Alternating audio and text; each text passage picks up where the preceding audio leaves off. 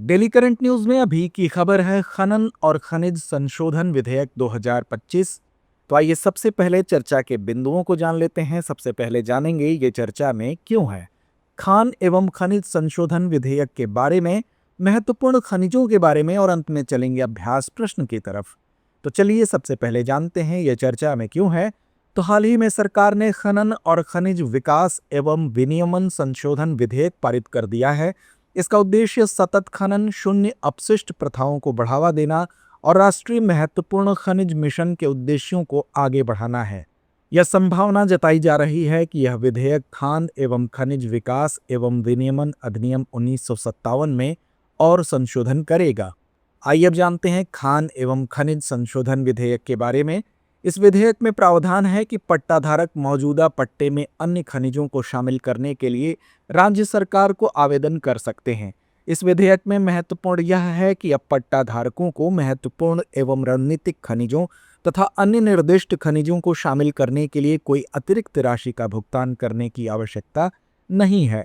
यह विधेयक ट्रस्ट के दायरे का विस्तार करता है व खानों और खनिजों के विकास के लिए भी धन मुहैया कराता है।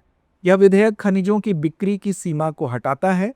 यह विधेयक खनिज एक्सचेंजों के पंजीकरण और विनियमन हेतु एक प्राधिकरण की स्थापना का प्रावधान भी करता है।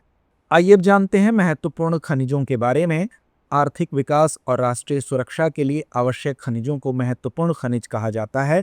नवंबर 2022 में खान मंत्रालय द्वारा गठित एक समिति ने 30 महत्वपूर्ण खनिजों की पहचान की थी, जिनमें से 24 को खान और खनिज विकास और विनियमन अधिनियम 1957 MMDR अधिनियम 1957 की अनुसूची के भाग डी में शामिल किया गया है।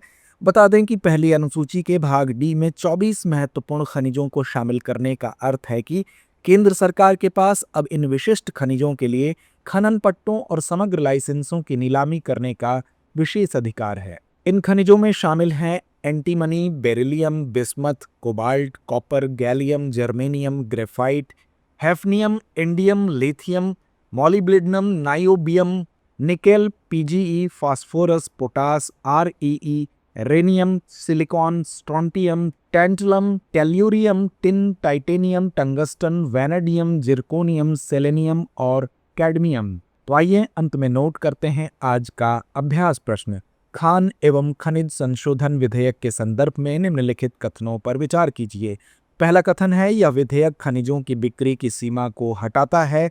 दूसरा कथन है यह विधेयक ट्रस्ट के दायरे का विस्तार करता है। उपर्युक्त में से कौन सा या कौन से कथन सही है या हैं?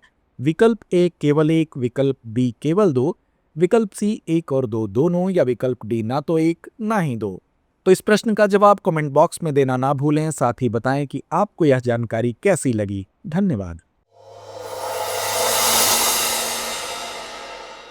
अब एग्जाम की तैयारी को और बेहतर करने के लिए हमारे चैनल को लाइक, शेयर और सब्सक्राइब करना ना भूलें।